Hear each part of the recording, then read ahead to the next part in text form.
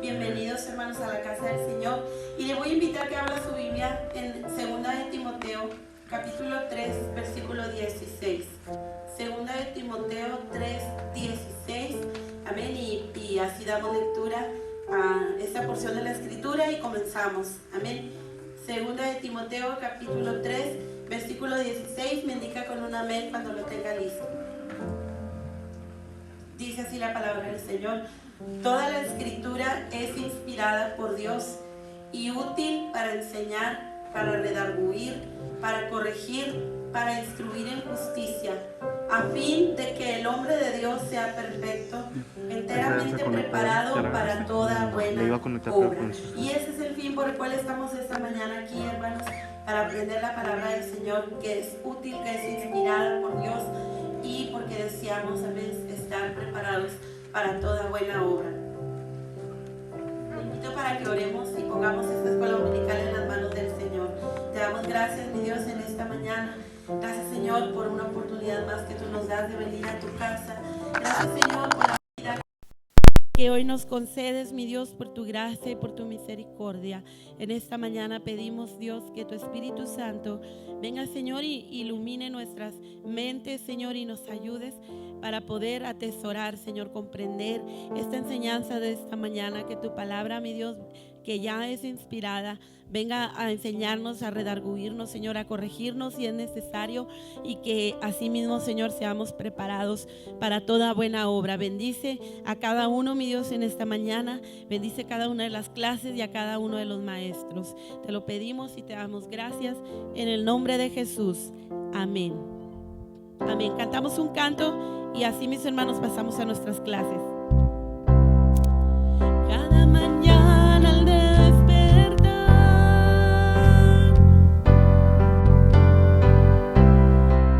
y por la noche al descansar, agradezco tus bondades a mi vida,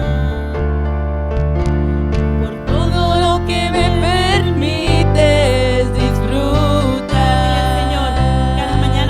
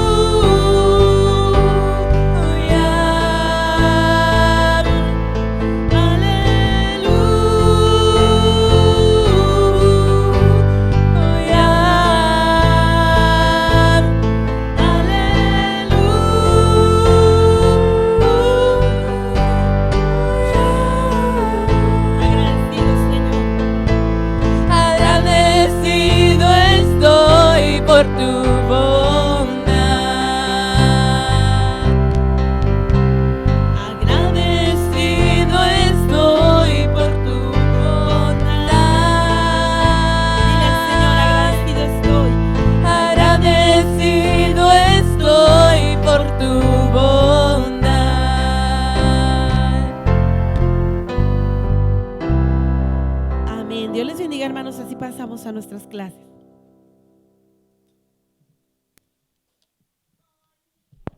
Buenos días, hermanos. Dios les bendiga. Siéntense, por favor, hermanos. ¿Cómo amanecieron, hermanos? Qué bueno, gracias a Dios. Qué bueno que estamos en la casa de Dios. Y siempre estar en este lugar será una bendición, es una bendición y seguirá siendo una bendición, hermano, estar en la casa de Dios. Y más cuando se trata de el día en donde pudiéramos decir que afortunadamente es un día que se da descanso todavía, ¿verdad? De repente. Y podemos tener ese tiempo de estar en la casa de Dios sin tanta presión. ¿Qué le parece, hermanos, si en esta mañana damos continuidad a esta serie de mensajes, escuela dominical, de clases que hemos estado desarrollando en relación a una iglesia saludable? Y yo quisiera primeramente preguntar, a ver quién recuerda cuáles han sido uno de los rasgos o características que hemos visto de una iglesia saludable antes de entrar en clase. ¿Quién recuerda, hermanos? A ver, por acá, Ana. ¿Un rasgo, una característica de una iglesia saludable? Ok, ese sí es correcto. Rendir culto a Dios. A ver, por acá, hermano, ¿usted se acuerda? Ok, ese todavía no lo vemos, pero de los que ya hemos visto. La armonía entre los hermanos. Veíamos qué importante es que como cristianos nosotros sepamos que la iglesia, a pesar de que lo del día a día las cosas cambian dentro de la sociedad, la iglesia no debe de perder esa fraternidad, esa armonía, esa comunión, como la Biblia la define. Pero también hay otro que ya vimos, que fue el primero. ¿Quién lo recuerda?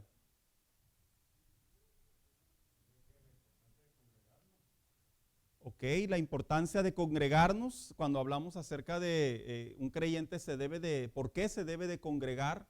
Donde la Biblia nos enseña que este acto, el asistir a la iglesia, no es, como algunos lo interpretarían, una tradición de hombres o una manera de ver de la sociedad del mundo hispano, sino todo lo contrario. Es una necesidad espiritual para el creyente, para el Hijo de Dios, pero también para aquel que no conoce a Cristo, acercarse a Dios a través de su casa. Y veíamos de aquella primera clase, pues la introducción, donde desarrollábamos lo que era la importancia de la iglesia dentro de la sociedad. ¿Qué significaba la iglesia dentro de la sociedad? Esta semana, hermanos, vamos a dar continuidad a este temario que hemos estado desarrollando de una iglesia saludable, tomando como referencia, vuelvo a repetir, la historia de la iglesia del primer siglo, la iglesia inicial, en donde decíamos que esta iglesia no es que haya sido una inauguración, como decir, cuando alguien inaugura algo, pues prácticamente hay éxito, no, sino que esta iglesia no solo se convirtió en la primera o en la que podemos tomarla como un modelo, sino la que podemos observar a través de la escritura y de los rasgos que esta iglesia desarrolló. ¿Cómo es que una iglesia puede ser saludable? Y yo lanzo la pregunta, ¿habrá iglesias tóxicas, hermanos? Qué curioso, qué palabra controversial. ¿Habrá iglesias tóxicas? Claro que las hay.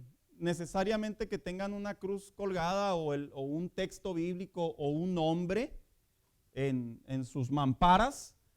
Eso no las hace una iglesia saludable, ni una iglesia creciente, ni una iglesia bíblica, mucho menos.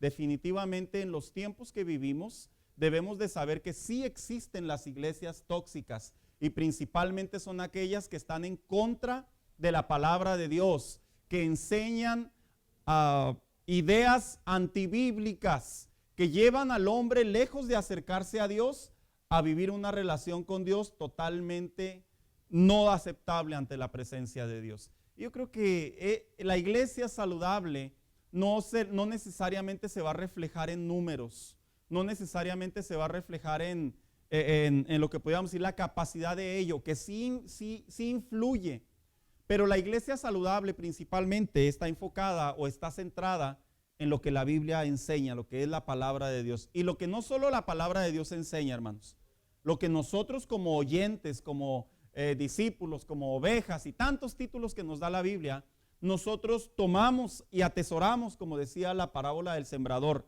Una vez que recibimos esa semilla, el fruto que produce es lo que la hace saludable, no solo a la iglesia, sino también al creyente. Entonces, esta semana, hermanos, vamos a continuar con esta segunda parte que hemos visto sobre rendir culto a Dios. Y vamos a leer ese texto que ya vimos la semana pasada, que dice el libro de los Hechos, capítulo 2, versículo 47. Alabando a Dios, ¿y qué más dice? Y teniendo favor con todo el pueblo. Y el Señor añadía cada día a la iglesia a los que habían de ser salvos. Y hablábamos precisamente cuando este grupo de creyentes se dedicaba a alabar a Dios, pero también mostraban ese rasgo de estar juntos. Y veíamos qué importante es que una iglesia saludable, dentro de rendirle a Dios culto, debe de saber por qué lo hacemos. Vivimos en la era de la desinformación. ¿Sí sabe lo que es eso, hermanos? ¿Sí saben lo que es desinformación? Me enfoco a los muchachos, porque los muchachos están sumergidos en las redes sociales pensando que ese es el mundo real, cuando eso es algo totalmente erróneo. El mundo real es el de carne y hueso. El mundo real es el que tú vives a tu alrededor, y todo lo que tú y yo vemos en las plataformas está comprobado por estadísticas que alto porcentaje de ellos son alteraciones, mentiras o engaños, como pudiéramos interpretarlo. Entonces, podemos ver aquí en la Biblia, como lo vamos a estar viendo a continuación, que dentro de la iglesia también han existido estos asuntos de desinformación, que es lo que vamos a estar viendo nosotros. ¿Por qué le rendimos culto a Dios? ¿Qué es lo que representa el culto a Dios? Y vamos a entrar en la introducción. Dice, el rendir culto a Dios, dice de la siguiente manera: definitivamente que es un acto voluntario que debemos de conocer sus características y su razón de ser. El rendir culto a Dios, a nadie lo pueden obligar, hermanos. Y cuando me refiero a obligar, es porque rendir culto a Dios es un asunto muy profundo. Rendir culto a Dios no es ritualizar algo. Rendir culto a Dios tiene que ver con que mi vida, mi corazón, delante de Dios, esté haciendo algo por cuenta propia.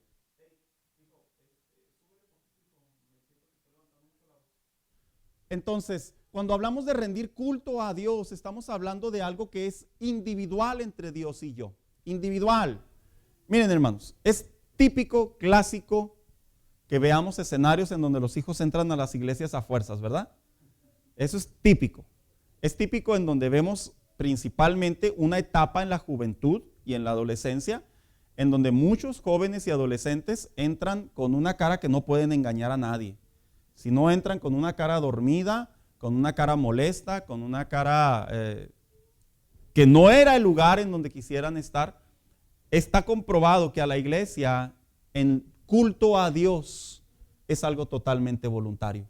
Y mi deseo como maestro en esta ocasión es que usted, todos los que estamos aquí, aprovechemos y comprendamos que el culto a Dios solo se recibe y se acepta cuando voluntariamente, sin la presión, sin la tensión, sin la negociación de mis padres o de terceras personas, yo tenga en concepto, en idea, por qué lo hago. Nadie te debe de obligar a rendirle culto a Dios.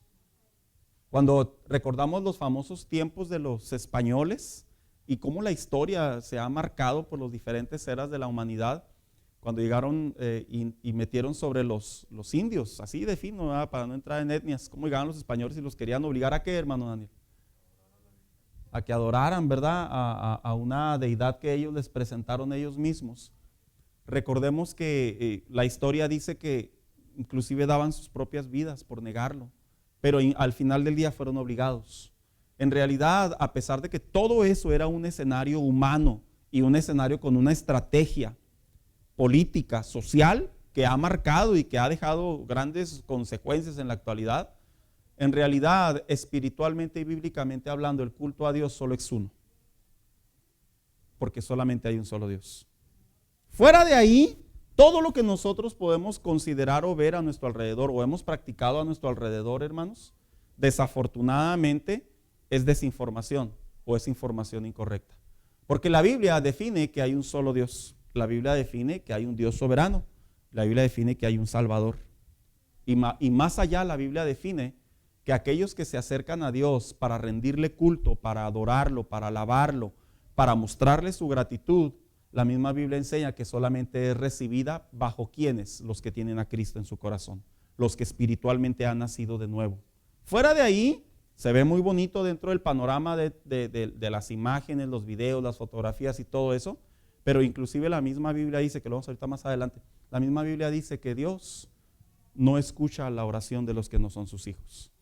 Se escuchará muy egoísta, porque el corazón sentimental del ser humano es no, pero Dios, que es justo y que es perfecto y que en Él no hay sombra de variación, Él le habla al hombre y le dice, tu corazón debe de ser voluntario. Si no es voluntario, pierdes tu tiempo. Así de simple, así de fácil. Es como cuando usted va a trabajar a un lugar y no se da cuenta que no le van a pagar.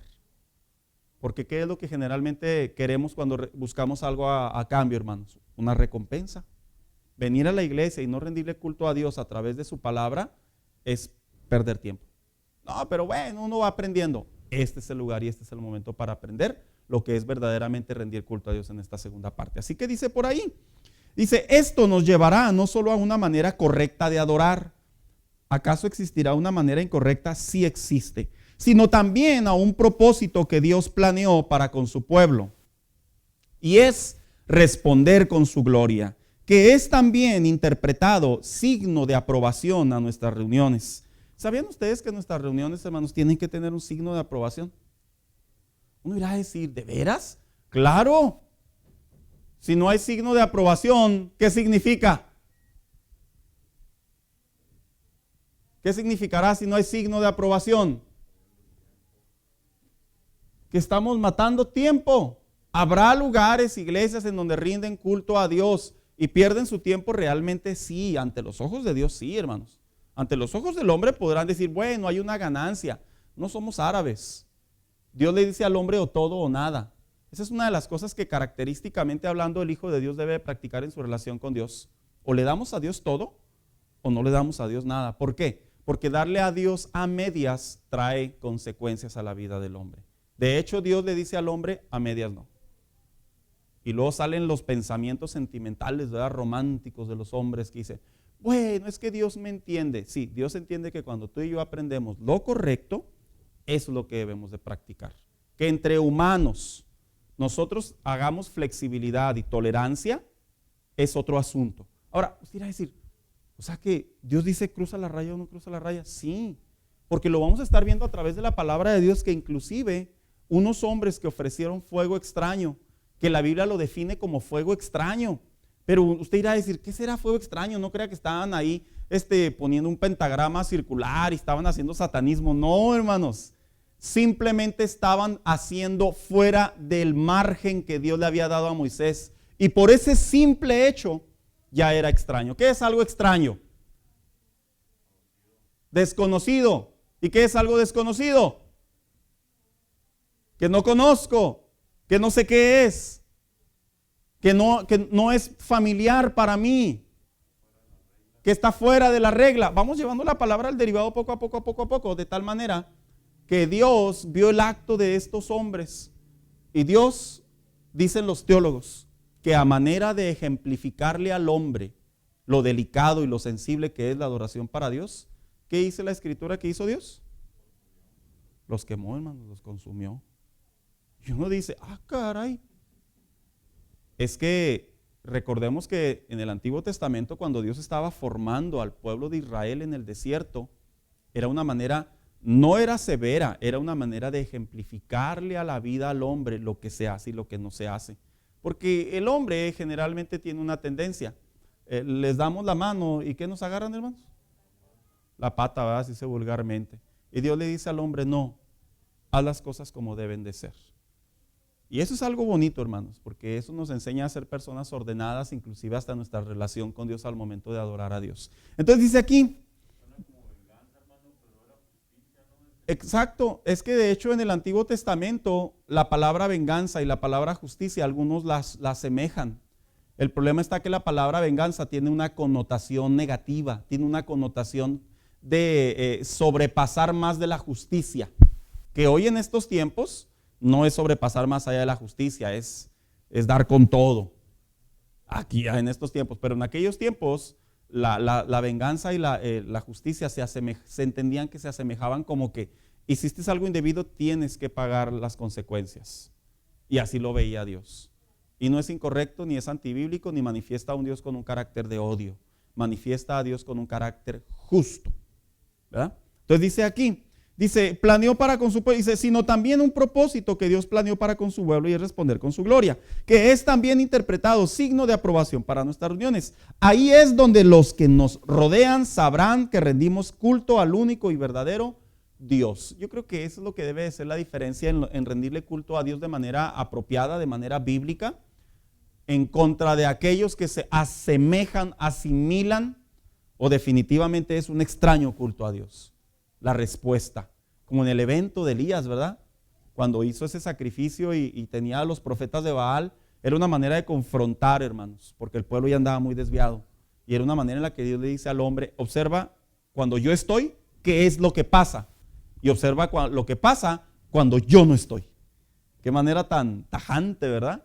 Pero es que es real, hermanos. Así que brevemente, la semana pasada vimos una parte de la introducción de la primera clase, lo que significa la palabra culto, que creo yo que quedó claro. Es una rendición, es una veneración, es una honra. ¿Desde cuándo el hombre rinde culto a Dios? No es algo que se le ocurrió ahí a un filósofo y dijo, vamos a inventar lo que es hacer culto a una divinidad. No, en realidad tiene un origen bíblico en el Génesis, como ya lo veíamos. El primer acto de culto en sí, ¿qué es el culto a Dios? El culto a Dios, más bien dicho, representa adoración, hermanos. Enseñanza, alabanza, gratitud, coinonía, fraternidad, progreso, crecimiento, todo eso sí, pero su esencia principal es adoración. Usted irá a preguntarse, ¿por qué adoración? ¿Qué es lo que vamos a hacer en el cielo, hermanos? Tanto que se pregunta la gente, ¿verdad? Iremos a tener nuestra recámara y nos dormiremos y nos levantaremos ya bien tarde. Y tantas ideas que se generan en el buen sentido de querer tener una vida de descanso en el cielo. En realidad la Biblia enseña que hay un grupo de ángeles de la clasificación, de otra clasificación, que dice la Escritura que ellos están en todo momento. ¿Sabe lo que significa en todo momento? No dejan de hacerlo. Y como en el cielo no hay tiempo ni espacio, están continuamente y no descansan. No, la Biblia dice en todo momento están adorando y diciendo al Señor, ¿qué? Santo, santo, santo, los ángeles de fuego. Y una de las características que la Biblia sí enseña, a pesar de que no hay mucha luz, y yo creo que qué bueno, hermanos, porque si no, de por sí con poquito, ya mire todo lo que inventan, imagínense con un poco más, ya hacemos del cielo un Western Playland, ¿verdad? En realidad, una de las cosas que sí se asemejan en la Biblia es que en el cielo vamos a estar rindiendo adoración a nuestro Señor. Y luego después decíamos, ¿por qué rendimos culto a Dios? Encontrábamos las razones. Ahora, ¿qué más comprende el culto a Dios? También ya lo veíamos. Así que cuando hablamos quién ofrecía a Dios la adoración y las ofrendas, porque el culto a Dios, a pesar de que era adoración, algo tenía que suceder ahí. Dice, el acto de adoración como las ofrendas eran llevadas con toda la reverencia que merecía. El pueblo las llevaba a los sacerdotes y lo hacían, pues era un recordatorio para el pueblo de todo lo que Dios había hecho por ellos, que era la libertad de la esclavitud y la adoración al único Dios. En otras palabras, cuando el pueblo, el hombre, el príncipe, el sacerdote del hogar, son términos correctos, hermanos, que usando, no crea que príncipe, sí, los príncipes, porque había príncipes entre las mismas tribus, iban con el sacerdote, no era como que a pagarle algo a Dios porque Dios dijo, no, en realidad era un recordatorio en sus mentes y en sus corazones que Dios los había liberado. Si esto yo lo aplico a mi vida cristiana de estos tiempos, ¿sabía usted que el venir a la iglesia debería de traer a mi memoria cada vez que vengo a la casa de Dios, de dónde Dios me rescató? Que constantemente me atrevo a creer por ahí, ¿verdad? Que en algunos, pues no les pasa eso por la cabeza. Lo que les pasa, no sé, es no llegar tarde o que no se las van a regar si faltan o no fui en toda la semana, ¿verdad? Yo qué sé. O ándale, vamos, porque hay que ir. tú tienes que tener una razón para venir a la iglesia. Tú tienes que tener una causa. Y así como Dios le dijo al pueblo de Israel, la razón cuando tú vengas a rendirme culto a mí a través de tus ofrendas, los holocaustos y lo demás, cuando tú vengas a mí en tu camino, ven pensando de dónde yo te rescaté. Ahora, ¿era significativo haberlo rescatado de las garras de Faraón, hermanos? ¿Por qué? ¿Por cuánto tiempo? Que 400 años puede significar o simbolizar en cierta manera, no hay salida. No hay salida. ¿Sabía usted que cuando Cristo vino a nuestras vidas, la realidad es que no existía una salida para tener paz con Dios y mucho menos bendición del cielo, hermanos? No había. No existía. Ni por muchas cosas malas que hiciéramos, ni por muchas cosas buenas que hiciéramos, no había comunión con Dios. Y cada vez que caminaba el judío, e inclusive el mismo sacerdote que había sido instruido por Moisés sobre los aaronitas, cada vez que ellos estaban haciendo ese sacrificio, ellos tenían que traer a la memoria, estamos rindiendo culto a Dios, estamos ofreciendo sacrificio, holocausto, porque ya somos libres. Ya somos libres. Hermanos, cuando alguien sale de la cárcel, hay diferentes reacciones que pueden tomar. Pero una de las que a mí en lo personal me llama mucho la atención es cuando la gente que dura tanto tiempo en la cárcel dice a sí mismo, jamás quiero volver a tener problemas con la ley. Jamás, porque no le deseo a nadie estar en una prisión. A nadie le deseo que estén tras unos barrotes y no puedan ver la luz y no puedan estar con la familia y no puedan llevar una vida normal. A nadie se lo deseo. Y es como que les marca esa experiencia de alejarse lo más posible, ¿verdad?, de los problemas. Cuando el Hijo de Dios viene a Cristo, nuestro recordatorio y la razón, la causa por la que entramos a este lugar, a las iglesias, es porque Él nos redimió. A algunos los salvó, a otros los reconcilió, a otros los restauró, a otros les ha dado infinidad de oportunidades, a otros, gracias a Él, no les ha permitido que toquen o toquemos, me incluyo yo, toquemos la perdición. Y yo creo que aquellos que no hemos tocado la perdición, como dice el Salmo 1, que nos hace más bienaventurados. Cuando me refiero a la perdición, me refiero que no anduvimos en la vida de mala muerte, ¿verdad, hermanos? O la vida vacía, como se pudiese interpretar. Nosotros tenemos más razones que aquellos que ya la pisaron. ¿Sabes por qué? Porque bendito sea Dios que no la pisamos. Bendito sea Dios. Debería ser paradójico, ¿verdad? Los que no la pisamos deberíamos andar más rebeldones. No. Bendito sea Dios que no la pisamos. ¿Por qué? Porque yo creo que ustedes adultos que están aquí pueden estar de acuerdo conmigo en que la vida que ustedes llevaron no se la desean a ninguno de sus hijos. A ninguno. No, mijo, aléjese. Mire, yo ya pasé por aquí. Gracias a Dios Él me salvó. Ahora vengo con la familia, venimos a la iglesia. No, mijo, no se le metan cosas erróneas en la cabeza. Y el pueblo de Israel, cuando llevaban a Dios ofrenda, básicamente, hermano, la adoración y las ofrendas eran recordatorios. Y qué grandes recordatorios, ¿verdad? Imagínense 400 años. ¿Cuántos años dura una generación en promedio, socialmente hablando? Víctor. 80, 90 años en promedio. Algunos lo asimilan, vamos a llamarlo lo que le llaman el censo o la estadística cada 10 años, ¿verdad? Imagínense, si me voy primero con la cifra de Víctor, cada 80 años, una generación, 80. ¿Cuántas generaciones pasaron, hermanos? 5, porque fueron 400 años. Si me voy sobre el censo de 10 en 10, 40. Y no había nada, parecía imposible. Y Dios llega y restaura a su pueblo. Entonces, debemos de tener en claridad qué hacemos aquí, por qué venimos aquí.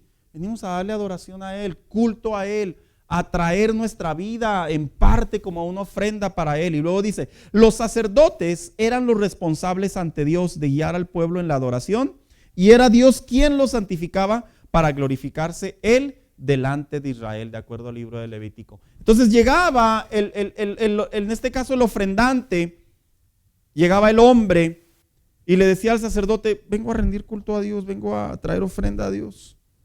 Y vuelvo a repetir, hermanos, seguramente pasaba por aquí, porque ya no estamos en Egipto. ya no estamos viviendo como perros y siendo tratados como perros. Ahora se nos dio una libertad. Y no solo ello, sino que en esa libertad vamos a gozar de una tierra prometida. Entonces, había mucha razón, hermanos. ¿Usted cree que iba un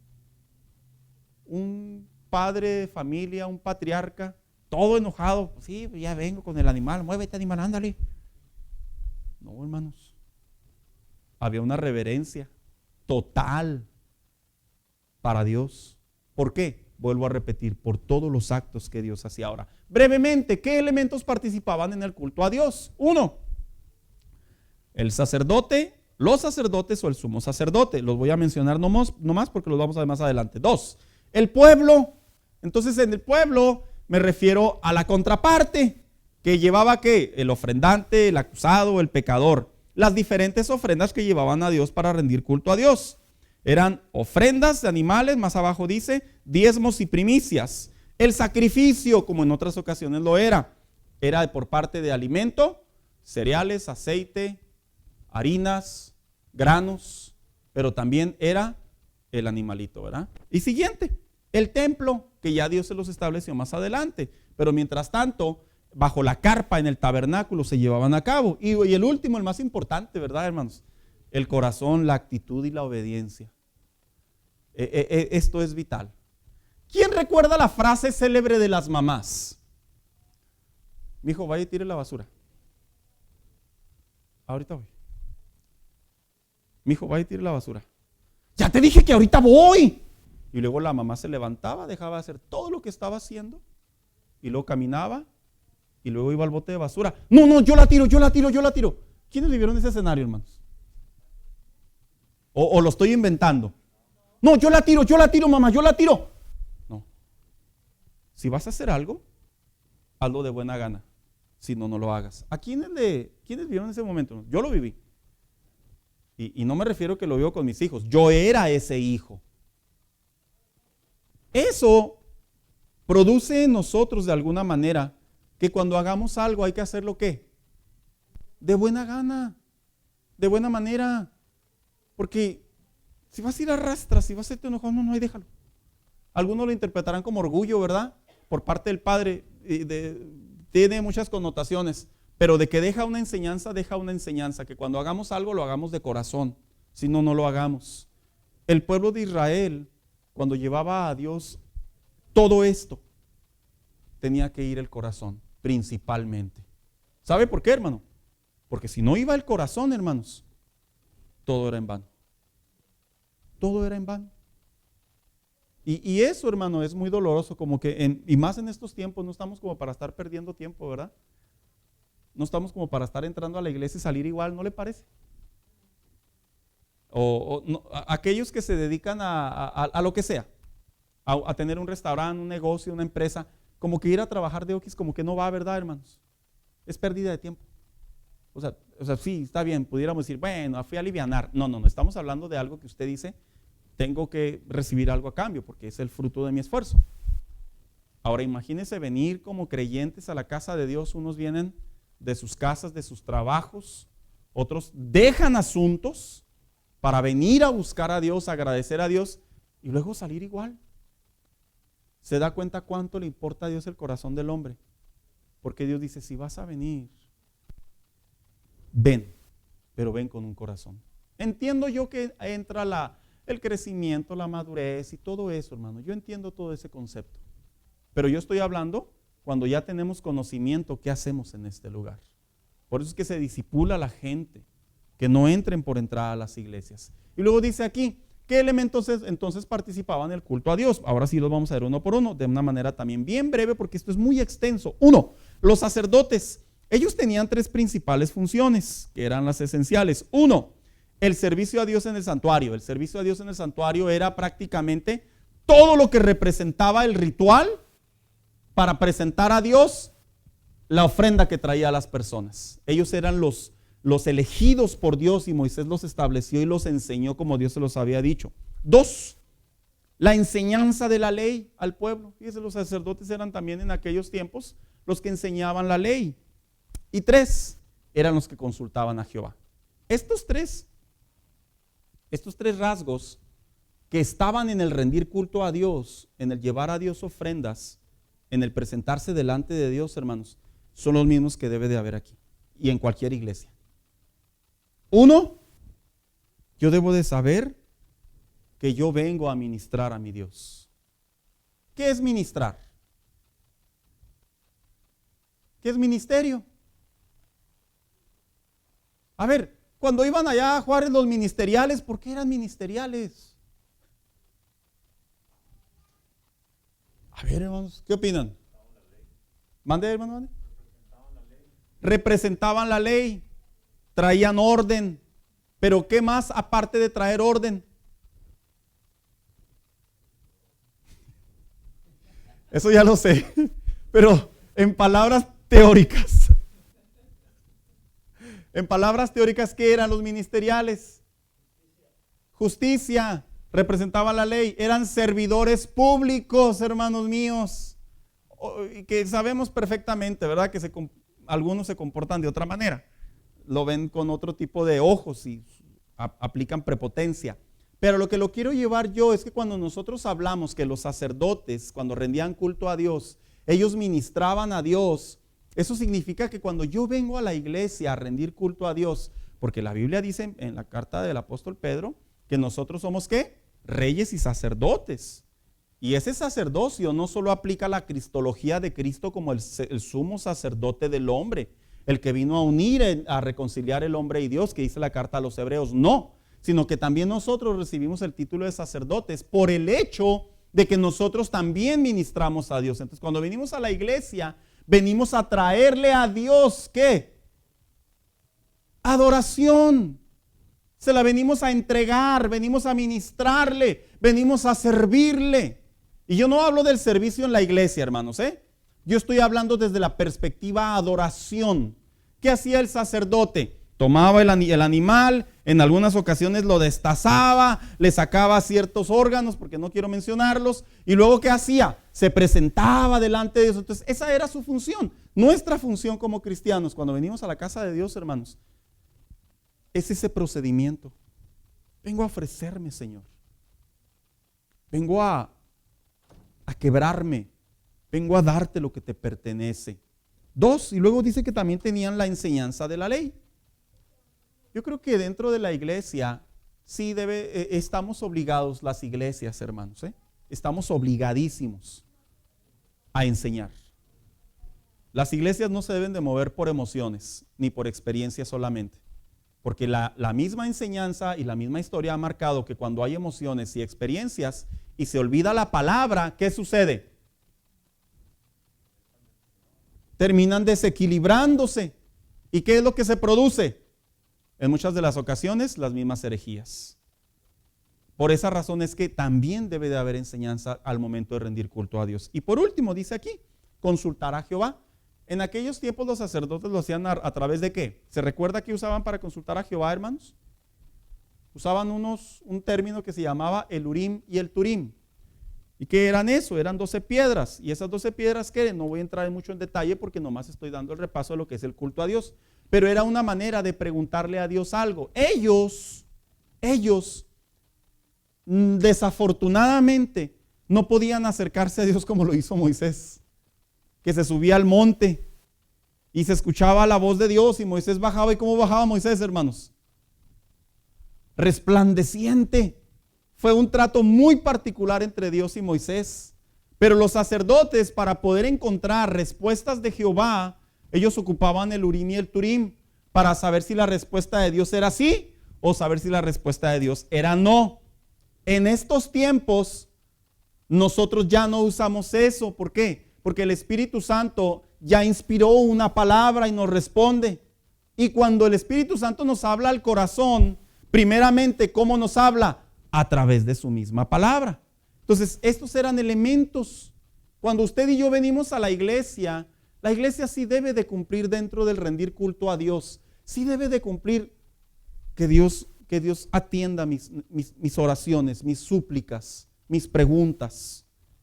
Bueno, pastor, pues es que siento que no responde. Bueno, también hay que pensar cómo estamos preguntando, ¿verdad, hermanos?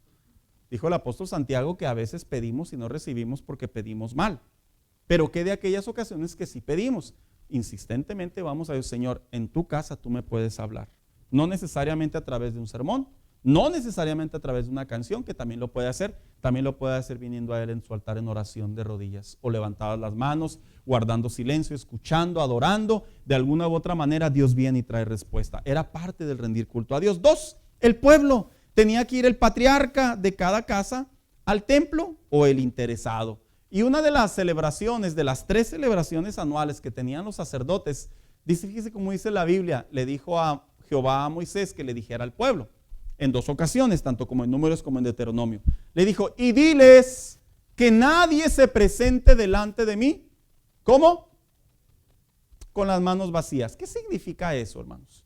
Porque mira yo cómo veo que la balanza se recarga a favor de algunos. ¿Qué significa cuando dice nadie se presente delante de mí con las manos vacías?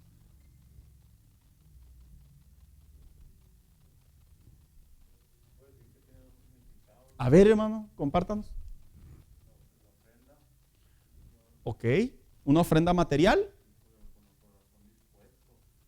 Entonces es un complemento. O sea, como que no era como que llegaba el patriarca con el sacerdote y luego le decía al sacerdote, ok, ¿y dónde está el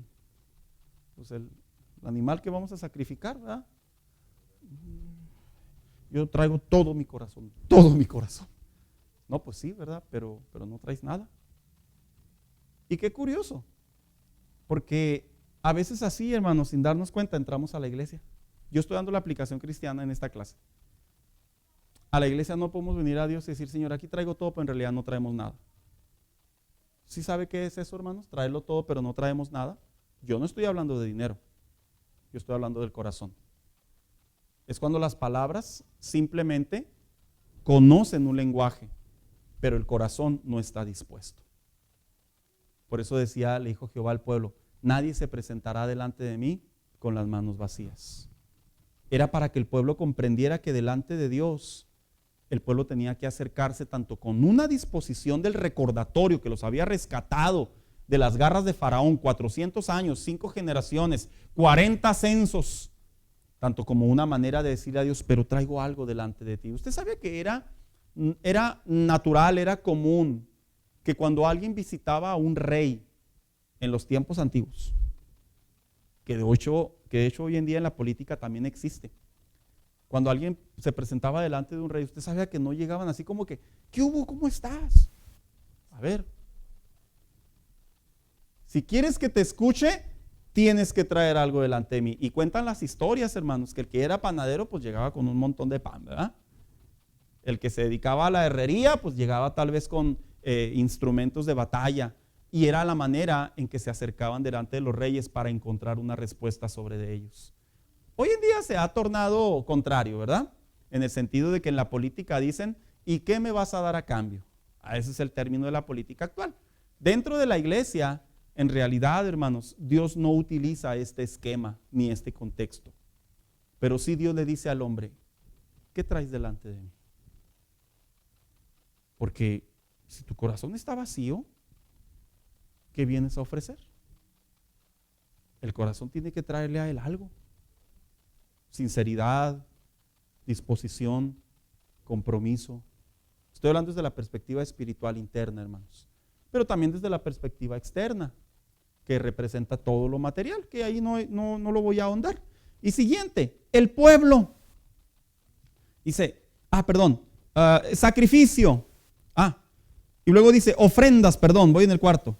Dice, tercero, dice, en especie o granos también llevaban sus diezmos y primicias de todos sus bienes. Aquí hay algo que yo no toco mucho, pero que es bíblico. En aquellos tiempos, cuando se acercaban a Dios, las personas llevaban sus primicias.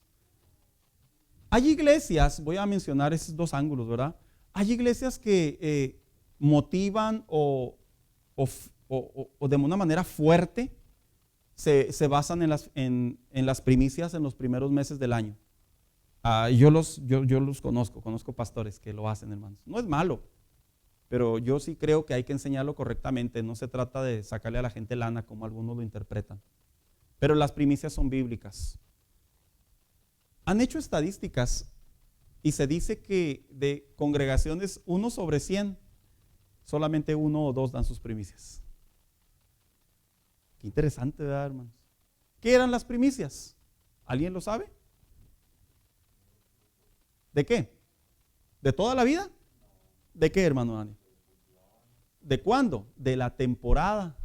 Entonces, ¿cómo aplica para la vida cristiana ahora? Yo lo digo porque yo lo practiqué cuando era miembro. Yo llegaba a mi iglesia y nosotros en diciembre nos preparábamos. Ya ve que era el mes más cruel, ¿verdad? Nos preparábamos y recuerdo que en una ocasión di mis primicias, que representaba mi primer sueldo del año, así enterito, neto, bruto. Otros me decían bruto, porque lo daba. Y me acuerdo que una vez me agarró el pastor y me mandó llamar.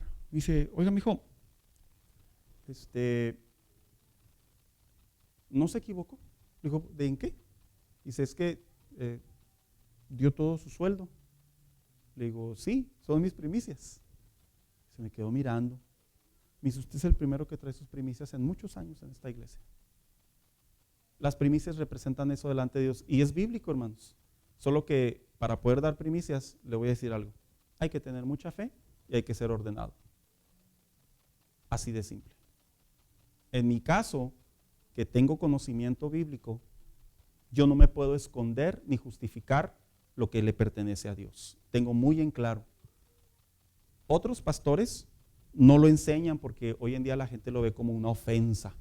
Todavía que uno diezma, todavía quieren primicias. Es que Dios se lo pidió al pueblo. Por eso la casa de Dios, en este caso la descendencia de los sacerdotes, era protegida.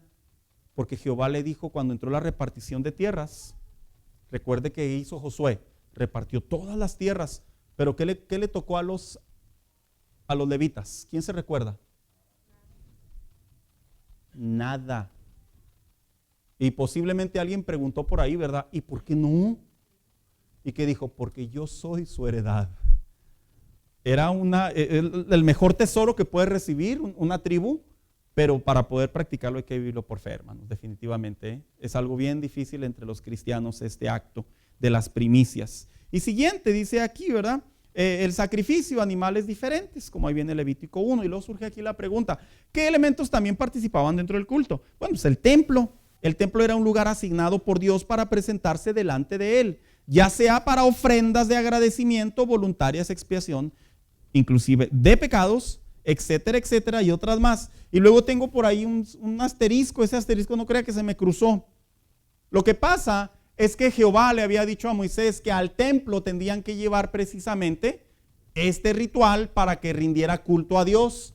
Pero hubo casos aislados en el Antiguo Testamento en donde no había un templo y los hombres de Dios, como en el caso de Elías, fuera del templo ofreció sacrificio a Dios. Y algo más sorprendente, hermanos, Elías no era sacerdote. Pero son los casos aislados en la Biblia en donde el hombre recibe permiso de Dios para poder hacer este tipo de actos. Porque ¿quiénes eran los únicos exclusivos para rendir culto a Dios y a través de ofrendas y sacrificios? ¿Quiénes eran? Los sacerdotes, ¿verdad? Los levitas. Y luego dice aquí, y otros lo hicieron fuera del templo. Y por último, la actitud, elemento esencial para que fuera recibido con olor grato delante de Dios. El no hacerlo, así les fue recordado. ¿Sabía usted que tanto como en Isaías, tanto como en Amós, tanto como en los tiempos de Malaquías, que fueron los últimos tiempos finales, después de que ellos vinieron del tiempo de deportación de Babilonia, esos 70 años, ¿sabía ustedes que el pueblo entró en una actitud en esencia, en donde ya solo era ritualizar las cosas de Dios?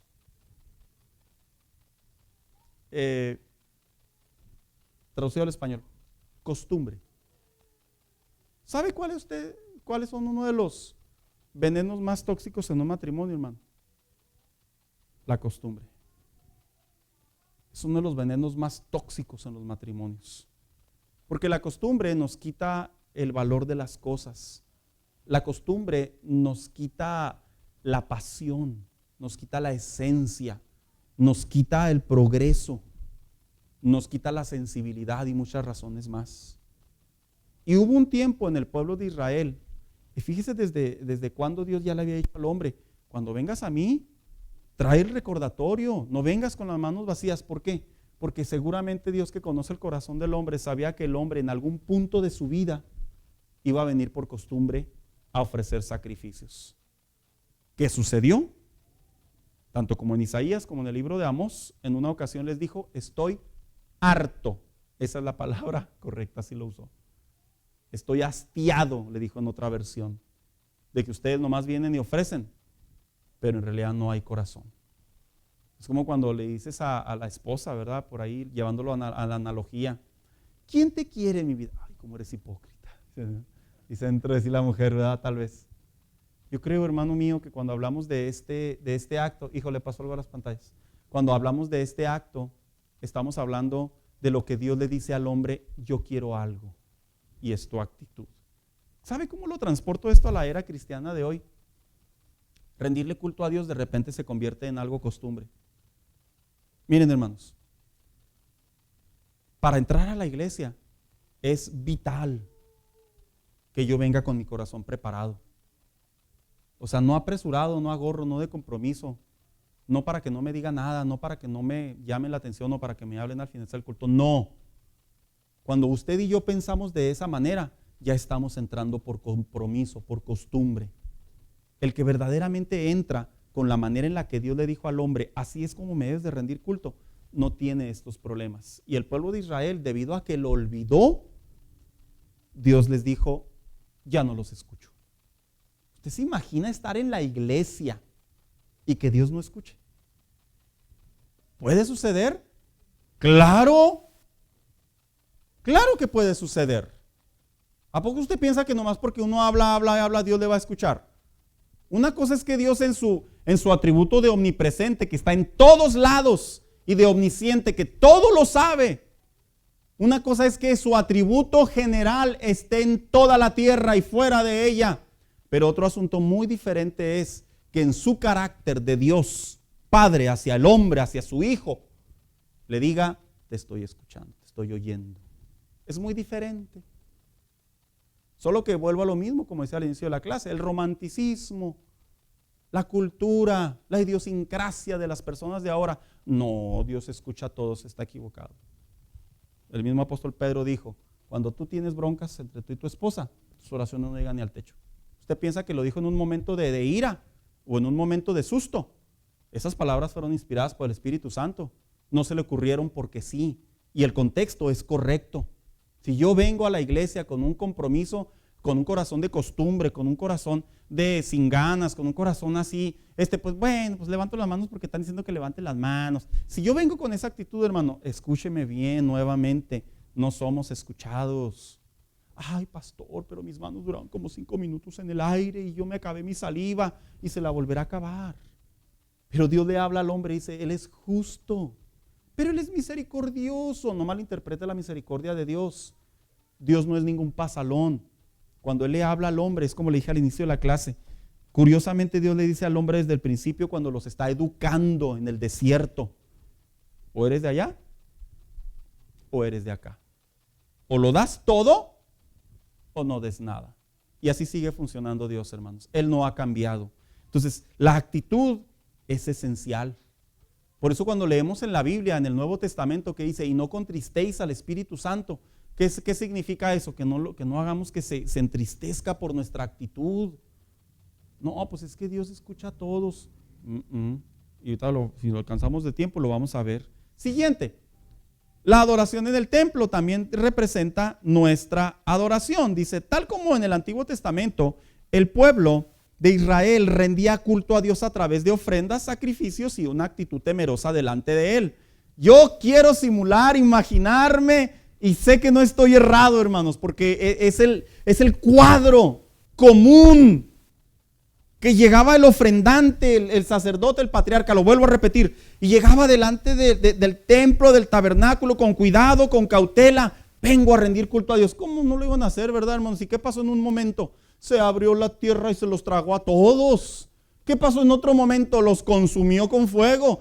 Eso significaba que ante Dios se acercaban con mucho cuidado. No miedo, temor. que es muy diferente. Reverencia, honra. Yo quiero simular que llegaba el ofrendante y le decía al sacerdote, y el sacerdote lo tomaba. De hecho, había ocasiones en donde dice la Biblia que lo mecía. Que eso es otro tema. Pero tomaba la ofrenda o tomaba el holocausto y con mucho cuidado empezaba a hacer los cortes, empezaba a hacer el ritual establecido por Dios para los aaronitas, para los levitas, y era presentado delante de Dios. O sea, que no queda que llegaban y no, porque la Biblia enseña que los hijos de ¿cómo se llama? Ay, no, hermano Daniel, me voy más para allá. El sacerdote Elí, la razón por la que se cortó la descendencia de los levitas, de los aaronitas, de los que ministraban a Dios, era porque este hombre veía que sus hijos hacían y deshacían con las ofrendas y no les decía nada. Para Dios fue tan ofensivo, que es correcto, que Dios les cortó y les dijo, ya no habrá más descendencia. Por eso cuando la gente, y yo estoy hablando del creyente, yo no estoy hablando del que ignora estos conocimientos bíblicos, yo estoy hablando del creyente, el que entra por primera vez a una iglesia y no está consciente de lo que hacemos, de lo que sucede. No hay manera de juzgarle, es un sentido de ignorancia, de falta de conocimiento, lo ignora. Yo estoy hablando de los salvos, de los miembros, de los creyentes, que venimos a la iglesia y que hacemos ademanes, que nos reímos, no en el gozo del Señor, no en el mensaje, que nos reímos inclusive de lo que está sucediendo aquí adentro, hermano mío. Eso es bien peligroso ante los ojos de Dios. Es más, inclusive hasta para venir al altar, no es que exagere, hermano, uno debe venir con el corazón preparado. Como una vez les platiqué una anécdota, ¿verdad? Que estaba por ahí sentado enfrente y una hermana le dijo a la otra, ¿a qué vienes? ¿Al altar? No, pues no sé, ¿y tú? No, pues yo tampoco. No sabían ni a qué venían al altar. Literal, no sabían, pero se arrodillaban. Cuando usted se arrodille, arrodíllese con una causa. No con la causa de apoyar al predicador, no con la causa de que no se vea mal, no con la causa X, no. Arrodíllese con una causa y dígale a Dios, aquí vengo a rendirme delante de ti. Si usted se lo habla a Él con esa seriedad Él le va a responder a usted. Si usted va a levantar sus manos, levántelas con una causa. Vengo a rendirme delante de ti. Porque si usted las levanta con esa seriedad Dios le va a responder. Señor, quiero conversar contigo de esta situación. Y usted hasta inclusive se despeja de todo pensamiento, independientemente del sonido que se escuche. Todo lo que hablo, yo lo hablo dentro de la iglesia, hermanos. Independientemente si está la predicación, independientemente de lo que esté sucediendo. Pero usted le dice, Señor, yo sé que hay un culto y todo, pero yo necesito hablar contigo en este momento. En ese tono de seriedad, escúcheme bien, en ese tono de seriedad Dios le va a responder. Pero si lo hacemos bajo el emocionalismo, bajo la costumbre, la tradición, la cultura, no nos va a ayudar mucho. ¿Por qué? Porque al final del día todo eso, muchas de las veces hacemos y practicamos cosas que ni siquiera sabemos de dónde provienen, hermanos. Pero esto sí es bíblico. Y luego dice aquí, ¿verdad? Así nuestras vidas deben de tener correcto entendimiento al rendir nuestro culto a Dios, ya que es importante mencionar que la adoración ahora es nuestro corazón y actitud, la que asciende como aroma agradable delante de su presencia. Fíjese qué bonito es, hermanos, cuando yo levanto mis manos y mire, literalmente usted ve con las manos a alguien arriba. Yo vengo y me arrodillo, pero literalmente usted ve a alguien cualquiera que se arrodilla. Yo comienzo a orar a Dios, usted literalmente escucha lo que cualquier persona puede hacer. Pero esta es la clave del conocimiento de la palabra de Dios, la fe que ponemos en práctica. Que cuando yo levanto mis manos desde el cielo, Él me está mirando a mí. Mira a todo el mundo porque Él es omnipresente. Pero Él le hizo una promesa a Salomón cuando se dedicó el templo y le dijo, mis ojos van a estar en ti cuando empiecen a ministrarme. En otras palabras, hermano, Dios nos mira de manera individual. De manera individual nos está mirando. Y dice aquí que cuando el corazón se rinde, Números 15:3, se transforma en un aroma agradable delante de su presencia. En otras palabras, las aromas en los tiempos antiguos era algo demasiado especial, hermanos. Así el propósito de nuestra reunión tiene un resultado provechoso. Y luego dice que también la adoración del templo representa su presencia. Dice, al adorar a Dios es importante recordar que trae una respuesta a nuestro favor y es la presencia de Dios, como lo hizo con su pueblo, y un ejemplo en la dedicación del primer templo a Jehová, que fue el templo de Salomón, donde él prometió, como lo mencioné ahorita, que sus ojos y sus oídos estarían atentos a la oración que se haga. ¿En dónde? Lea por favor 2 Crónicas 7:15. Y luego alguien que me busque 2 Crónicas 5:14. Esa misma presencia y gloria que se ha manifestado a través de los tiempos en donde se adora y se alaba a Dios, es la misma. ¿Quién lo tiene por ahí? Por favor. Ahora estarán abiertos mis ojos y atentos mis oídos a la oración en este lugar.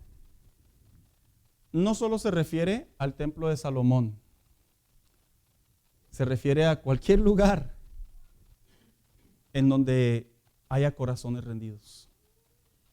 Y luego, ¿quién tiene el otro pasaje bíblico?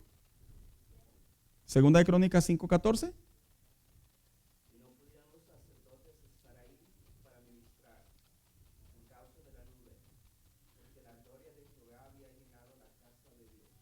Qué interesante es que cuando el pueblo, en este caso los sacerdotes, los que ministraban, que venimos siendo nosotros, hermanos, no el pastor, no los músicos, nosotros de manera individual. Qué interesante que cuando nos rendimos a Dios en ese nivel, en ese entendimiento, en esa magnitud, en esa disposición, esta es la respuesta de Dios. Y surge, y ya con esto termino, ya se me fue el tiempo, lo que constantemente en la actualidad la gente se sigue preguntando. ¿Realmente existe la presencia de Dios? ¿Es bíblica? ¿Es real? ¿Sigue estando entre nosotros? Lo que hoy en día se siguen preguntando la generación de cristianos de la actualidad, pues es que hablan de cosas que pasaban antes, pero ahora ya no pasan tal vez. ¿Sabes por qué no pasan? Tal vez puede ser por falta de conocimiento bíblico, falta de doctrina del maestro, de la iglesia, de los pastores, porque tanta desinformación que hay dentro de las iglesias y dentro de las organizaciones cristianas, y se hace una combinación de todo eso, de tal manera que la gente ya no sabe qué creer. Ya no saben qué creer. Y luego les entra el espíritu de aquel, ¿verdad? Yo solo sé que no sé nada. No, aquí está la Biblia y el deseo de mi corazón cuando yo preparo esta clase, principalmente esta que tiene que ver con una iglesia saludable, rendir culto a Dios, hermanos. Créame, cuando usted y yo rendimos culto a Dios, mire, no van a pasar ni 15 ni 20 minutos en este lugar, cuando a los 2-3 minutos, y a veces inclusive hasta el hecho de entrar, usted puede entrar a la dimensión de la presencia de Dios. Además, usted puede venir en camino a la casa de Dios y como usted ya viene con un corazón preparado, usted en el camino a su casa, usted ya puede sentir la presencia de Dios. Porque el corazón por así decirlo, se está conectando, se está emocionando, sabe que algo va a suceder en su vida. Es como cuando usted va a un lugar que nunca ha ido. ¿Quiénes ya han ido a Disneylandia? Levante la mano. ¿Quiénes no han ido? Bueno, para los que no han ido, ¿verdad, hermanos? Es una experiencia bien padre, ¿verdad? O sea, en el viaje, ¿a dónde vamos? A Disneylandia. Y luego que entra y usted vea todo, ya, su corazón empieza a palpitar, todo lo que va a suceder allá adentro. Esta es una analogía de niño, pero es algo que para un niño es sorprendente, es una experiencia única que lo marca, que en lo personal a mí me marcó. Es un lugar precioso a mi edad que tuve. Le digo una cosa, venir a la iglesia, quiero que imagine esa experiencia, esa emoción, ese conocimiento y entendimiento cada vez que entramos a la iglesia. Puede haber 1, puede haber 10, puede haber 30, puede haber 100, puede haber 200, los que haya. No necesita ser ni una iglesia de decenas o de centenas o de milenas, no necesita de miles, millares, no necesita. La gente y las multitudes no atraen la presencia de Dios. Lo que atrae la presencia de Dios es yo mismo. Cuando yo mismo entro a su casa y junto con los demás, yo entro en esa presencia. Pero no tiene nada que ver, nada tiene que ver. Que utilicen estímulos, que utilicen cuestiones psicológicas, que utilicen cuestiones sentimentales, es punto y aparte. Que en mi opinión no trae mucho beneficio. Lo que trae beneficio es cuando el creyente aprende correctamente cómo es que yo me puedo acercar a rendirle culto a Dios. Ahí, mire, no hay vuelta de hoja. Ahí hay efectividad en la vida del creyente. Esto que yo le estoy enseñando a usted, no crea que es algo que estoy aprendiendo ahorita. Es algo que lo he desarrollado por años en mi relación con Dios. Y no me ha fallado, hermano. Me ha funcionado. Vengo a la iglesia como algunos de ustedes a darle todo a Dios y Él me responde. Trae su presencia, me da fuerzas, ya sea físicas, ya sea espirituales. ¿Por qué? Porque esto es para cualquier creyente. No tiene que ser ni pastor, ni líder. No, es para cualquier creyente que ya reciba a Cristo en su corazón y está siendo discipulado, enseñado en el valor del rendirle culto a Dios. Entonces vamos a ponernos de pie en esta hora, hermanos. Hasta aquí me quedo yo en relación a su presencia y que Dios nos dé más entendimiento y nosotros nos dispongamos, ¿verdad, hermanos?